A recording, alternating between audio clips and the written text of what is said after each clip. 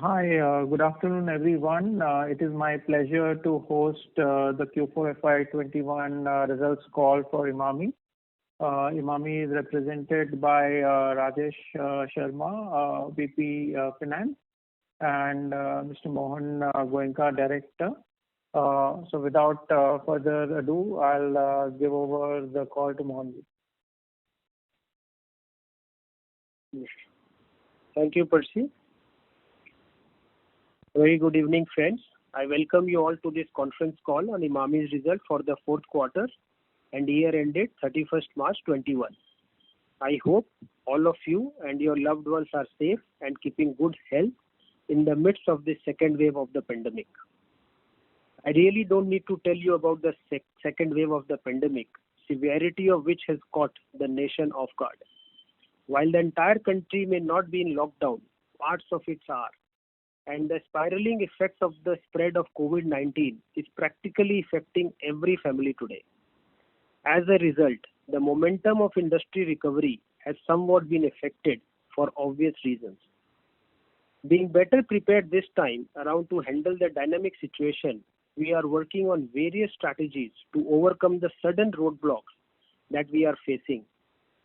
Like last year, this second wave of the pandemic has hit the peak summer months, which is likely to have some impact on our summer portfolio. With the graph of COVID-19 at this moment have started a slight downward trend, we are confident of all our brands performing strongly in the coming quarters. Coming to our quarter 4 results, I am very happy to share that we have continued with our growth momentum and consistently delivered broad-based growth across brands, channels and businesses. Our sales and profitability have continued to improve quarter-on-quarter basis. During the quarter, our domestic business grew by 44% and the international business also posted a strong growth of 28%. Institutional business, despite posting a sequential recovery, declined by 3%. On a consolidated level, our revenue at 731 crores grew by 37% over previous year. Since the base quarter was impacted due to COVID-19 and lockdown, our performance, if compared with the base quarter of last year also, you will observe that we have delivered a double-digit growth of 14% over Q4 FY19, which we believe is healthy considering the challenges we faced during the period. All our major brands grew by more than 30% during the quarter. If we compare our growth against quarter 4 FY19, the healthcare range grew by 48%, pain management grew by 33%, Navratna by 13%, Kesh King by 7%, BoroPlus by 5%, and 7 Oils in 1 by 45%.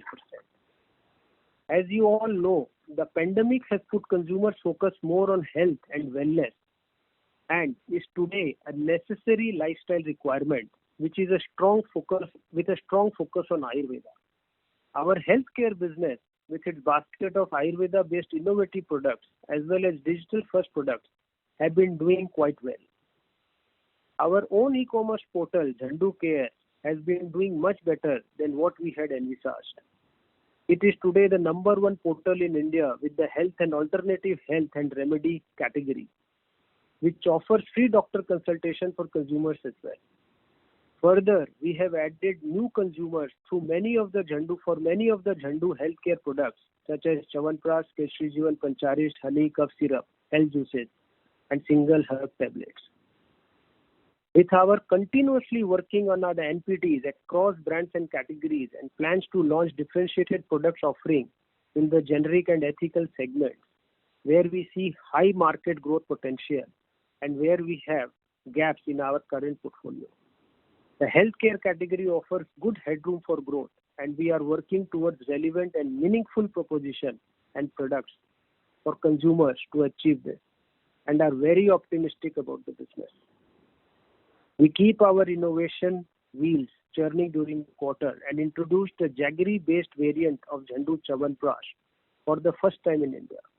We also launched Kesh King Ayurvedic Onion range and Navratna Gold Ayurvedic Cool Oil in the e-commerce channel. Overall, our new launches contributed to nearly 3% of our domestic sales in quarter 4 and 4% in FY21. During this quarter, both the urban and rural markets performed well. Retail channel also picked up momentum, while modern trade grew by 46% and e-commerce continued its robust run, growing by almost 3 times. In quarter 4 FY21, our e-commerce business increased its contribution by 200 basis points to 3.7% of domestic revenues. We also completed digitization of rural sales force successfully during the quarter. Additionally, we have also embarked on a focused rural expansion drive under Project Khoj by increasing our rural footprints in the top 4 potential rural contributing states. We have been consistently taking steps to strengthen our existing team across functions, focusing especially on sales and distribution to bring in increased professionalism and result-oriented approach. As I had mentioned in our earlier call, we are creating a separate organization structure and activation program to leverage the opportunity of standalone modern trade. In other words, independent modern trade stores that are growing very well post-COVID. This will help us drive offtakes of NPDs as well as higher margin large packs. On our international business grew by 28%, led by robust performance in markets of SAARC, GCC and Africa during the quarter. While the performance of Kesh King in new geographies has been encouraging, and 7 oils in 1 continues to exceed and outperform our expectations. Creme 21, the German brand that we acquired in 2019, has since then consolidated its position to become the leading brand, contributing significantly to our international business. In this quarter, our input cost pressures increased due to inflation in key commodities, which led to a gross margin decline of 250 basis points. However, EBITDA at 163 crores grew by 65% and PAT at 88 crores grew by nearly 4 times. Cash profit at 171 crores also grew by 57%. As we look back at the years gone by, I strongly believe that Emami has performed exceptionally well by delivering broad-based growth amidst difficult circumstances. Despite the first quarter being a complete washout due to the nationwide lockdown, we bounced back strongly and consistently by delivering double-digit growth every quarter-on-quarter basis. To close the year with revenue of 2,881 crores, which grew by almost 8%. Our gross margins for the full year at 67.7% increased by 70 basis points on account of benign raw material prices in the earlier parts of the year, coupled with stringent cost control measures. EBITDA at 883 crores grew by 28%. EBITDA margins, which are at an all-time high of 30.7%, grew by 460 basis points. PAT at rupees 455 crores grew by 50%, with a margin at 15.8%, increasing by 440 basis points. And cash profits at 822 crores also grew by 29%, with margins at 28.5%, increasing by 440 basis points. Emami also rewarded its shareholders handsomely during the year with 2 interim dividends of rupees 4 each, cumulatively amounting to 356 crores. That is a payout of 43% on cash profits, and also completed buyback of its shares amounting to 221 crores, including taxes. Despite these outflows, we closed the year with a net cash surplus of 357 crores. With our renewed focus on digitization and future-ready business strategies, we are confident of all our brands performing strongly in the coming year. Our summer brands, despite the surprise and renewed onslaught of the pandemic, are performing better than the last season. We will continue to tweak our business strategy to keep up with the fast-changing dynamic environment. We are satisfied that all our commitments on various initiatives have delivered good results. With this brief, I now open the floor for Q&A. Thank you very much. We will now begin the question and answer session. Anyone who wishes to ask a question may press star and one on the touchtone telephone. If you wish to remove yourself from the question queue, you may press star and two. Participants are requested to use handsets while asking a question. Ladies and gentlemen, we will wait for a moment while the question queue assembles.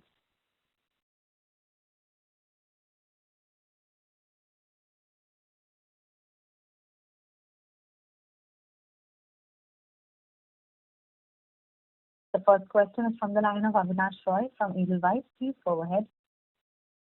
Yeah, congrats on good volume growth. My first question is on the immunity products. So Chyawanprash and other immunity products. If I see Q2 and Q3, you and industry and market leader all did really well, and Q4 it came off. So if you could discuss some color on how was Q4 versus the Q2, Q3 run rate for Chyawanprash and immunity. And the related question is, so whenever COVID cases go up, the consumption of these products goes up, and vice versa. So what can you do proactively to really inculcate a more regular consumption of these products in the longer term? So that is the first question. So Abneesh, you would appreciate that immunity still is a small pie in our total sales. So the growth has to be led by the leader. But still Q4 is relatively a very small sales of immunity products despite of high COVID numbers. Though the COVID numbers were small in the fourth quarter. Even in the second wave, what we have seen noticed, Abneesh, is that the immunity, what it was in the first wave, we have not seen that kind of a momentum in the second wave for immunity range. So it would take its own time for this range to be built. But as I said, we still are relatively very small. And what would you attribute wave to a different trend? Is it because of the rural impact? So it's more of a shock to the consumer in terms of either sentiments and his own personal whatever cases happening, and maybe some level of the shops being closed, or is it consumer behavior which has changed this time? So what we have seen, one is very, very clear. Like last time, how sanitizer business took off, this time almost it is negligible. That is definitely a trend. As I said, immunity also, the way people had jumped on immunity products, whatever they were getting, this time we haven't seen that kind of a momentum. So people also have, I think, found a lot of home care remedies this time, and they are doing that, then jumping on some of the branded goods. Sure, that's useful. One second related question to immunity is honey portfolio. I understand here again, it's a launch which has happened in the past 2 years, and you are a relatively small player versus the market leader. My question is, when you see the other new launch, they are now claiming a 100 crore run rate for next year for just the honey portfolio. So if you could discuss how has been your honey portfolio growth, and is there any learnings you can take from the new launch which happened this year in honey, the industry?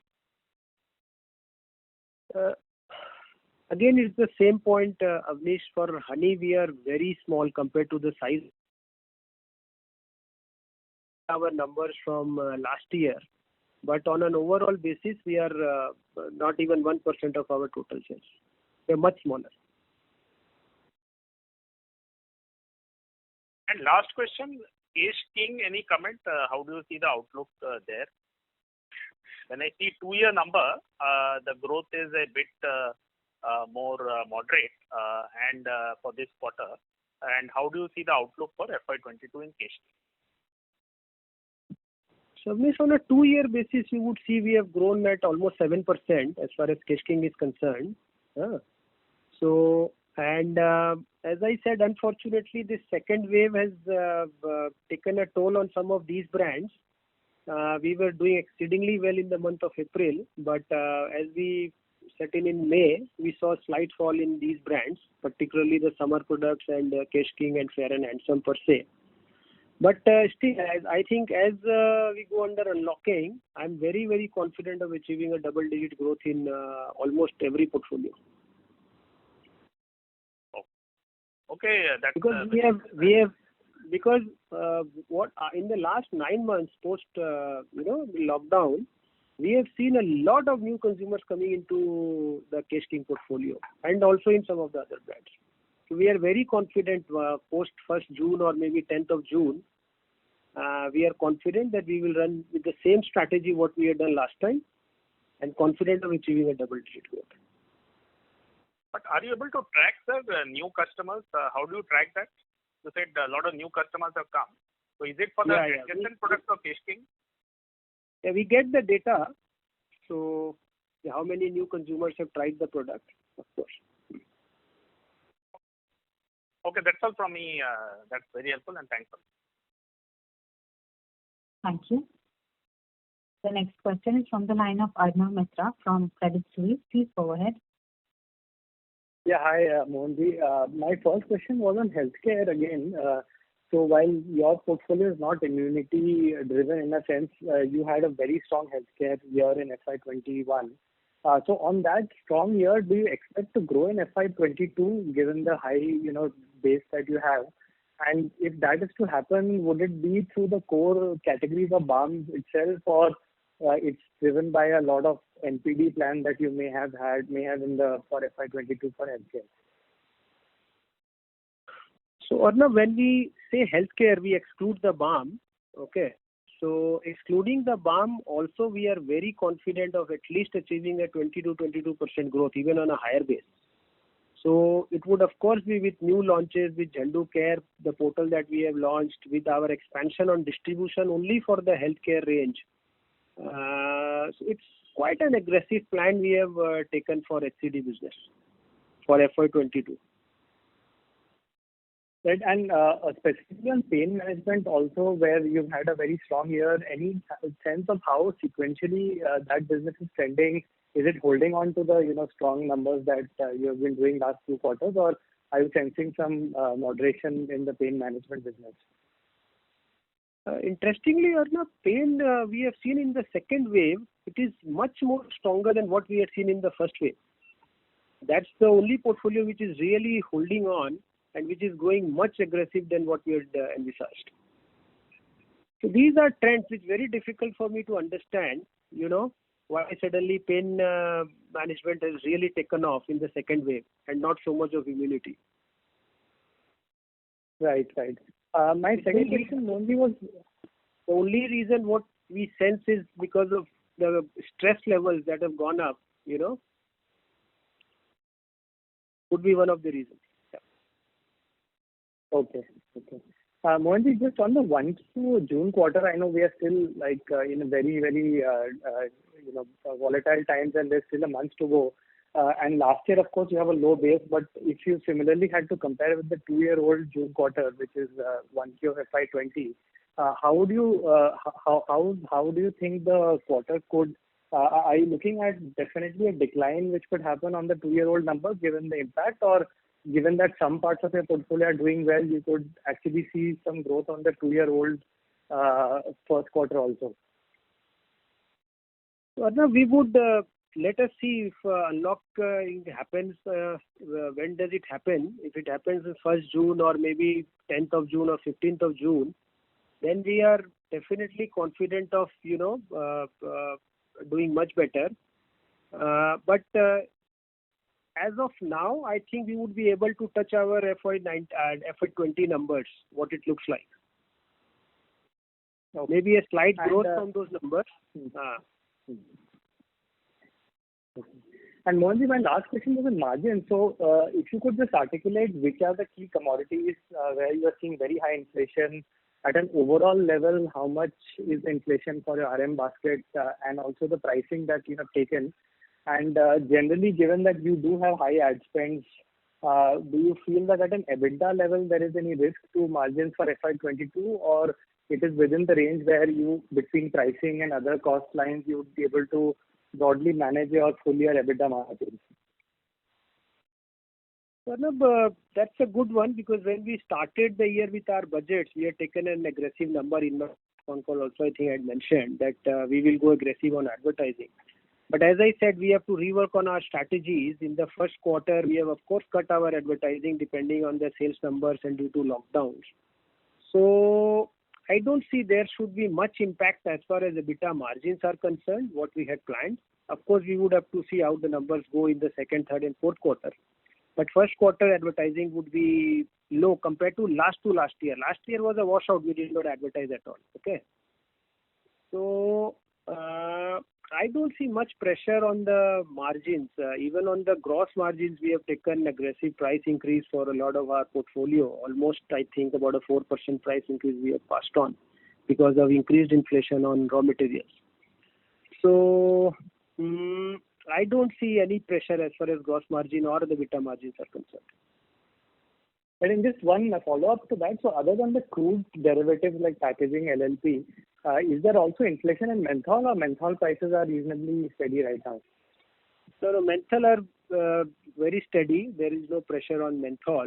Only on RBO, rice bran oil, edible oils are at an all-time high. So that is also a little worrisome. But as I said, Arnab, I don't see any pressure on the gross margins because we have been aggressively taking price increases. Yeah. Thanks, Mohanji. That's it from my side. All the best. Thank you. The next question is from the line of Kunal Vora from BNP Paribas. Please go ahead. Yeah, thanks for the opportunity and congrats for good numbers. Firstly, on Fair and Handsome, despite the relaunch, the sales is not recovered fully. So, what's the issue there? Is it an industry-wide issue, or is it like competitive issue, or is it like male grooming is still like not really coming back? If you can share your thoughts on that first. So Kunal, if you would have seen our fourth quarter number, we had grown handsomely in Fair and Handsome, okay, sequentially. But unfortunately, as I said, that because of the lockdown and most men are staying indoors and there are not much social events, so this category is badly hit. Okay, so it is to do with the category, nothing to do much regarding Fair and Handsome. Okay. Secondly, you mentioned that Zandu portal is doing well. Would it be possible to provide some numbers? How many downloads or users you are seeing, sales contribution? Like, how do you plan to leverage it? Like, will there be more products available there? You can share your thoughts on that. So every month on month, I think I had mentioned it last time, we are doing almost a business of 2.5 crores every month. And every month, almost about 55 to 60,000 consumers are buying products directly from only Zandu portal now. So since the time we have launched, we have almost got a database of 42 lakh consumers, on this portal. So I think it's a quite a remarkable achievement, I would say, we have done over the last 7-8 months. And we are continuously strengthening this portal to see, how consumers benefit directly. We would launch a lot of products only for this portal, only on this portal going forward. And are you looking to leverage this into other brands? Like, are there opportunities available for other brands as well from the learnings which you had on the Zandu portal? So of course, it is too early for me to say. As I said, Zandu itself has a lot of potential. We would first leverage the entire Zandu product portfolio plus a lot of new launches which only we will be doing on this portal. And then we would see whether we can do it for other brands. But as of now, the entire focus is on healthcare. Sure. And just one last question. Will it be possible to provide revenue split by brand or category for FY21? You've given the growth numbers, but the contribution mix you can provide for FY21. Those numbers we are not discussing right now, Kunal. Oh, okay, fine. And that's it from my side. Thank you. Thank you. Thank you. The next question is from the line of Prakash Kapadia from Anived Portfolio Managers. Please go ahead. A couple of questions from my end. Navratna, you mentioned summer season demand could get affected. Is it, because rural and key in the belts are affected in the second wave? Is it alone? Or is it, even before the second wave started, the channel pipeline was lower in terms of filling? So, Prakash, I think we had done exceedingly well in the fourth quarter to fill in the pipeline, because none of us expected this kind of second wave coming in the month of April, May. But because the migrant laborers, they started leaving, the factories started closing down, most of the sales come from rural, which goes through the wholesale. And almost 80 to 90% of the wholesale market is shut now. So, and this time the wave has been badly impacted in the rural areas, which we all know. And Navratna being a rural brand, so definitely it has had an impact. People are not moving out. They are not stepping out of their houses. So the sales is of course impacted, both for Navratna cooling oil and for Navratna cooling talc. But we still have 1 month to go. Let us see how, if God willingly, from 1st of June, if markets start opening up, then we would be able to make up some bit of it.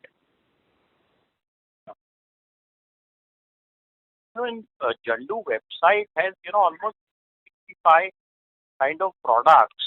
So are these OTC products only when consumer can buy for health and hygiene? You mentioned in your opening remarks about some doctor support program or consultation. Tell us some more about that program. No, so not that every product is OTC. Some of which are ethical and generic, which are prescribed by the doctors. But the large proportion of sales, of course, come from the OTC range. The larger part is it. Yeah. So if somebody has a doubt, he calls in at a particular call center number to ask for convey a doubt and say, I want this product, how will you help me? That is the kind of support system we are trying to create. Yeah, absolutely. They have to go to the portal, and then you have to, of course, give all the data and that. Then they will guide you. If you want to order, you can order. If you want consultancy of the doctors, they will guide you and take you to a doctor. And lastly, on almond cooling oil, we had tried earlier and had not worked. So is there some new formulation or specific target for the women segment or a specific age group we are again trying this launch? So we have only launched it in the e-com platform, the Zandu Gold Oil, Navratna Gold.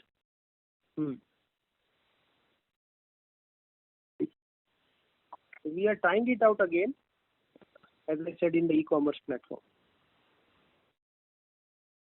Fine. I'll join back with you, sir. Thank you. All the best. Thank you. The next question is from the line of Percy Panthaki from IIFL Securities. Please go ahead. Yeah, sir, I just wanted to understand a little bit more about this Zandu portal, a few questions on that. So firstly, how does the delivery happen? Does it go from a centralized warehouse of your own warehouse using some delivery partner? Or does the order just direct to some nearby retail kirana and he delivers it? No, so we have 2 centers, Percy, in India. It is done through us. We have, of course, tied up with delivery partners, but the orders comes to us and we deliver it. So basically, you would require intercity transport for this. So as I said, we have 2 centers, one in Delhi and one in Calcutta. From there, we distribute it across India. Okay. But wouldn't the cost be prohibitive? So someone in Bombay ordering it, maybe he would get it from, it would get shipped all the way from Delhi. So wouldn't the entire cost of this business model be too high? It is at this point of time, Percy, of course, the costs are little higher. As the businesses grow, we can easily open centers in almost 27 locations because we have depots everywhere. But we ourselves did not know that, how this portal would work out. We are learning every day. We are implementing strategies there. As I said, we have almost today data of almost 42 lakh consumers with their phone numbers and details. So let us see. I don't think it is difficult to open. We are strengthening the team there almost on a daily basis. And of course, we have plans to open more centers. That's what I can say. But any thoughts about whether a hyperlocal kind of model will work? So in my PIN code only, if some retailer who is having that stock, if that order is just directed to him, is that something that you would consider, or you think this centralized system would work better? No, I told Percy that it has to be centralized because there are a lot of products which are not being serviced by the local retailers. These are exclusively only sold to the Zandu portal. Okay, understood. Yeah. Secondly, I just wanted to know that since you have the data of so many customers, are you planning to sort of popularize more of a subscription model that every month you would get so and so list of products, whatever you subscribe for, and if you subscribe on an annual basis, you get X amount of discount rather than buying piecemeal? Percy, you would appreciate, I won't be able to share the entire strategy, what we will do with the Zandu portal here. As I said, we have intensive plan. We are investing aggressively behind this portal. We have got the benefit out of it. So every quarter you will get some data from us. Okay. Understood. That's all from me. Thanks. Yeah. Thank you. The next question is from the line of Shirish Pardeshi from Centrum Capital. Please go ahead. Hi, good evening, Mohanji and Rajeshji. Hearty congratulations for solid growth of 39% volume growth. Mohanji, I've got few questions. I think you have done the right things in the pandemic time, and I think there is a rethinking of strategy on healthcare. And of course, you have also strengthened the senior management team working around that. What I wanted to understand now, what is the healthcare product gaps which you are thinking, which can fill in the new product team? And also, if you can give some color, what is the penetration which has gone up in the last 1 year, maybe in terms of touch point? What are the team? You have said that you have reorganized the strategy. So maybe some more color, what this healthcare look like maybe a year from now? So, Shirish, unfortunately, I won't be able to discuss what are the new product launches we have planned for under healthcare. As I said, there would be exclusive products for the portal. And of course, there are a new range which is coming under Zandu Healthcare. But most of it would come, in the juices, squash, single herbs, or cough syrup. So these are some of the categories where we have increased our focus in the last 6 months, and we would continue to focus on these products, other than Chyawanprash and Pancharishta and Nityam. So, and all the products, whether it is juices, cough syrup, single herbs, or even honey, on a small base, we have almost either doubled or tripled in almost every category. So we are strengthening it, as I said, and we would keep on launching new products also. Thank you. Mohanji, what related question I had is that is this a penetration-led growth or is it a offtake growth? And the reason why I'm asking, if you can split whether OTC, which is driven by penetration, stroke distribution, and ethical, which is more of a offtake driven. I think I'm looking for some more understanding what this healthcare means for us now. You would appreciate, Shirish, that still we are very, very small in the total size of the healthcare market. Our total business is not even 200 crores. Okay. which includes even Chyawanprash and other products. So we have a long way to go. I can hardly say that we have even penetrated 1% of the total market with so much of diversion and in this total healthcare business. So as I said, we have started getting aggressive due to pandemic. Of course, we got the benefit, and we are strengthening our team in the healthcare very aggressively. And there is a lot of room to grow, what you call optic or inorganic or penetration led. The only focus is to grow. Okay. My next question is on international business. So in this quarter, we have shown that international contribution is around 17%. Would you tell what's this contribution for FY21 and what is the international growth?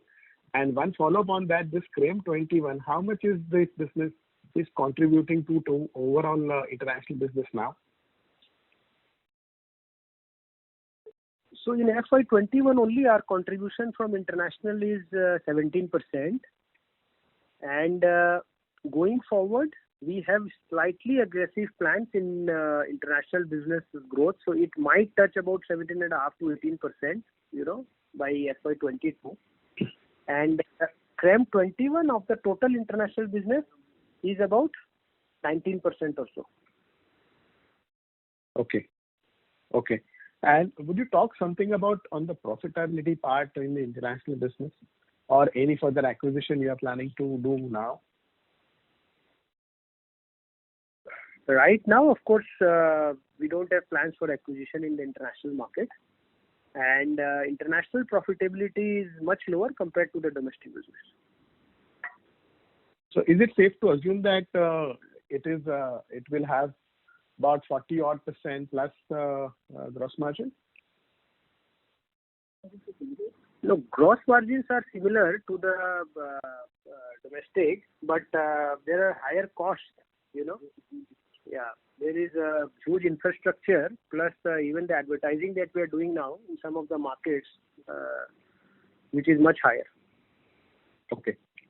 My last question is if I'm correct, you said 3 years. If you see last 3 years, Shirish, the profitability has increased tremendously in the international business also. I think 3 years back our EBITDA was,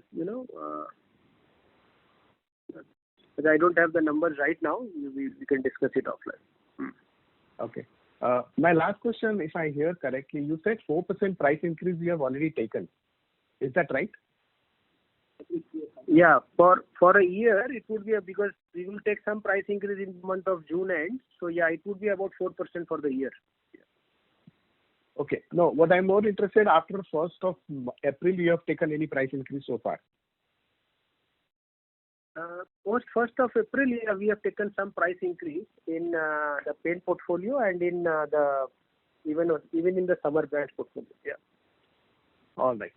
Thank you and all the best. Thank you. The next question is from the line of Shantanu Basu from Smith Limited. Please go ahead. Thank you for the opportunity, Mohanji and Rajeshri. I would like to know about your Emasol sales. So, how has Emasol as a category done in and which subcategory did the highest sales? So that's my first question.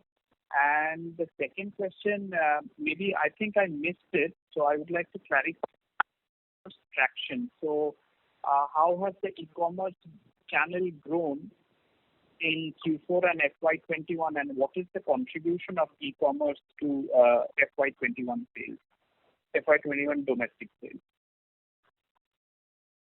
So e-com contribution is roughly 3.7% of the domestic sales, which is almost increased 3x in the fourth quarter. Okay, and this is for the full year, 3.7%? Yeah, 3.7% is for the full year, yeah. Okay. And as far as Emasol brand is concerned, of course, two brands are showing some promise. One is the toilet cleaner and one is the dishwash. Though we are reworking on the strategy because it's a challenging market. We would have to consolidate. We can't run across India. So we are seeing which markets are showing some signs, and we would only focus on certain markets instead of focusing it all India. Okay. And what are those markets? It is difficult for me to. Okay. And any idea, any ballpark number on the quantum of sales generated by Imazol in Q4? Oh, it is very, very small. It's not even a percent. It's much smaller. Okay. Not even a percent of total sales, total domestic sales. Yeah, it is. Okay. Thank you, sir. Thank you very much, Mohanji. Thank you. Thank you. The next question is from the line of Harit Kapoor from Investec. Please go ahead. Yeah, hi, good evening. My first question was on the distribution expansion plan, Project Khoj that you spoke of. So if you can just talk about a little bit, Mohanji, on how FY21 has gone on the distribution side and, what kind of expansion plan you're looking for in FY22?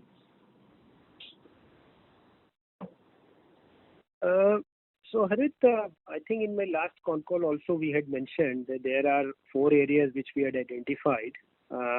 Unfortunately, the plans got a little delayed because of the second wave, and but still the plan remains intact. The 4 points was, of course, strengthening further on e-commerce, which you are seeing the numbers what we are getting. Even in this quarter, we are doing well as far as e-commerce is concerned. We have strengthened our team at the head office for e-commerce. Second is on the standalone modern trade. I said in my con call, in my opening remarks also, that is one area where we have tied up with a lot of single standalone stores, and we are seeing significant, growth there. There also we have hired a new team who would look up to this. Third is on the chemist outlet expansion. We have identified almost 20,000 chemist outlets, high potential chemists, which will be covered by exclusive team. And fourth is on the rural expansion, which is Project Khoj. We have identified 13 states where we would go very deep into 3,000 population villages. But we would start with only 4 high potential states as of now. This is the only project which has got a little delayed, unfortunately, because of the second wave. I think most likely we would start by 15th of June or 30th of June. So would you say that of these 4, probably the number 4 one, which is the 13-state plan, could probably be the largest in terms of impact on sales for the business over a 2-year period? So it would strengthen. It is very because that distribution is part of our overall strategy, and strengthening distribution is key for the size of our business, right, particularly where rural plays a significant role. And it has always been our endeavor to reduce wholesale contribution and reach directly to the selling points, right? Right. So I don't know how much it would come out of wholesale, but the only benefit we get that the business stabilizes. We don't have to really depend on the wholesale channel. That is very, very important. And we have seen the benefits coming in the last 3 quarters. You would also seen our numbers. Because of such large distribution base, we could grow what we grew, right? And now it is high time for us to invest behind distribution, advertising, and other stuff. One bookkeeping question was, you've seen a sharp increase in other income this quarter. So anything one-off there to kind of just point out? Yeah, Harit, I think in that there were a couple of one-offs. So there are 2 investments which we have where we got valuation gains of roughly 11 crores each. Okay. Okay, so that's a 22 crore one-off there. That's it, right? Yeah. Okay. And third thing was, just one request is, you could just add probably, you used to give market share data every quarter, but if that's not, or if that's not something you'd like to do, at the end of the year presentation, if you could just add market share data, that would be very helpful. Yeah, so Thank from you. this year, on quarter end, you will get the market share because unfortunately last year we did not subscribe to Nielsen data. Perfect. Now we have subscribed it. From this quarter you will get. Okay, thank you very much, Mohanji. Thank you. Thank you. Thank you. The next question is from the line of Abneesh Roy from Edelweiss. Please go ahead. Yes, sir. Two questions. First is you have professionalized the company in the last years and wanted to understand on that if you could give an update. Second is also on tech. We see other companies talk about SAP for HANA, continuous replenishment system, and many other initiatives. Could you also discuss what are the plans, what have you done in the last 2 years for tech? So Abneesh, your voice was not very clear on the second part. First part I understood is. Yeah, shall I repeat the second part? So essentially on the tech part, if you could tell us, other companies speak about SAP for HANA, they speak about continuous replenishment system. Could you also say what are the plans for the next 2-3 years and what have you done on the tech side of distribution and production and overall forecasting and all those stuff? What have you done? So, Abneesh, as far as the IT is concerned, I will have to find out into detail. But what I know is that most of it is now technology driven. We have also moved to HANA, and though I'm not an expert, I can talk much on this. But working from home last time, post that we had, really implemented our IT infrastructure and which is working beautifully now. So almost every data is on, live data we have today. And as far as professional management is concerned, you are right that the aggression that you are seeing today and the numbers what we are being able to deliver, it would not have been possible if we did not get right people at the right place. So I would say that, at the top level, whether it is CEO of the international, CEO of the healthcare division, or even our sales head, or, every HOD who is today, even the e-com new head, everything has contributed to this growth. And the aggression, what we are going for next year also is basis discussions with these people only. Sure. My second and last question is on Zandu portal. I will not ask the questions which were asked till now on that part.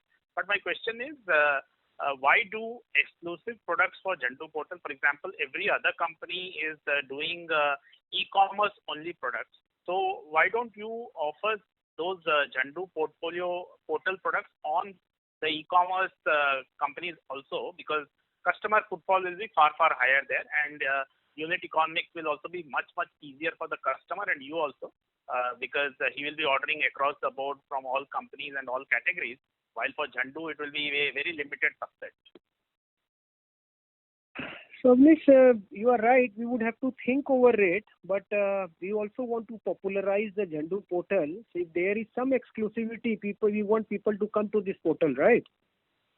So depending on the demand, and if we see that there is a lot of opportunity going outside, we can take any product outside anytime when we want. But let us first grow the portal to a significant size, and then we can decide on the strategies. But right now we want to popularize this. So you will spend on the advertising bit on the portal also, right? Otherwise, how do you get footfall? Yeah, no, surely we have, as I said, we have taken aggressive numbers for the Zandu portal for this year, FY22. Okay. That's all from me, sir. Very useful. Thank you. Thank you. Thank you. The next question is from the line of Gaurav from Haitong Securities. Please go ahead. Yes, sir. Congrats on a very good volume numbers. Sir, my question is on the Dubai subsidiary. Last year we've taken some provision impairment of around 68 crores. And this year also there is an addition of another 8 odd crores to that number. So can you throw some light on what this issue is? Is this some receivables issue or what is this about? Sorry, Gaurang, can you come again? Yeah, on the Dubai wholly owned subsidiary, there was impairment of 68 crores last year in other expenses and another 8 crores this year, roughly. So can you throw some light on what this issue is? Is this some receivables that are being written off? No, yes. So because of one of our subsidiaries, Dubai subsidiary in particular, was not earning profits, so we had taken some provision of the receivables last year. But this year, since it has earned profits, this year we have written back the provision by 8 crores. We have not provided further. Okay, because the notes to statement says that company has further created provisions of around 7.73 crores. And some amount is coming back in the other income also, which is around 6 crores. Yeah, so 6 crores is written back of the provision which we did last year. Okay. So are we expecting anything more or this is largely done? No, this is largely done. Okay. And just one more thing on the tax rate, what will be the effective tax rate for FY 22 and 23? We should safely take around 20%. 20%. Okay. Yeah. Thanks a lot. Thank you. Thank you. The next question is from the line of Aditya Gupta from Goldman Sachs. Please go ahead. Hi, good evening. Just if you could give us some more color on what happened with the gross margins. I think you mentioned mentha oil prices were largely stable. So, but the swing, even on a QoQ or a YoY basis, is fairly significant. So, if you could share some more color, is there a product mix in play over here, or was it just raw materials? So, Aditya, as I said, we have taken, because seeing at the increase in inflation in some of the raw materials, we have taken price increases. So, if the same continues like this, then we are confident we should be able to do a gross margin of about 66.5 or 67% only. That's for the next year. Yeah, that's for the next year. Yeah. Okay. And second question, just on the promoter pledge again. So going by the March filing, it's around a third of the shareholding. So any further progress we have made since then, or what is the plan over the next year or so? Yeah. So Aditya, as of now, I think the pledge is about 30%. We have reduced in the last 1.5 or 2 months. And as I've been continuously saying, we are absolutely committed, to reduce it further. And hopefully in the next few quarters, you will see a significant reduction. All right. Thank you so much. Have a good day. Thank you. The next question is from the line of Shirish Pardeshi from Centrum Capital. Please go ahead. Yeah, hi, Mohanji. Thanks for the opportunity. I just wanted to have some clarification. During the cement sale, we had created a pledge cover for Novoco, 8%. Is that is going to get released because now the transaction is quite old? So, Shirish, of course, it would be reduced, but as there is some mining, there is some case going on, once that is only sorted, then only they would release these shares. So, do you think it will happen very soon, or it will take a little longer time? At current level, it is about 5%, not 8%. We had given 6%, so they have released 1% shares. Okay. Yeah. And the second question is on now we have generated a lot of cash, and I think but natural there is expectation. Are we going to have a stable, steady, growing dividend policy, or is there any thought that the board has taken, or is there any such policies in place? Yeah, Shirish, I think what dividends we have given this year, we would expect these kinds of dividends for next year also. Okay. Okay. Thank you. Thank you. Thank you. The next question is from the line of Abul Fateh from Baroda Mutual Fund. Please go ahead. Hello. Good afternoon, everyone, and congratulations for decent recovery and good set of numbers. I had a question on the pledge. You mentioned that the current pledge is 30%, and you have reduced some pledge in the last 1.5 months. So this is because of the repayment of the promoter debt, or is because of the share price moving up? It's a mix of both, but primarily it's because of the share prices going up. Okay. Okay. Thank you so much. Thank you.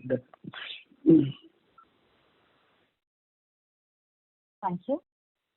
That was the last question. I would now like to hand the conference over to Mr. Rajesh Sharma for closing comments. Thank you, Percy. Thank you, IFL, and thank you all the participants for joining us on our con call on Q4 results. Thank you again. Thank you, everyone. Please stay safe. Thank you. Bye-bye. Thank you. On behalf of IIFL Capital Limited, that concludes this conference. Thank you for joining us, and you may now disconnect your lines.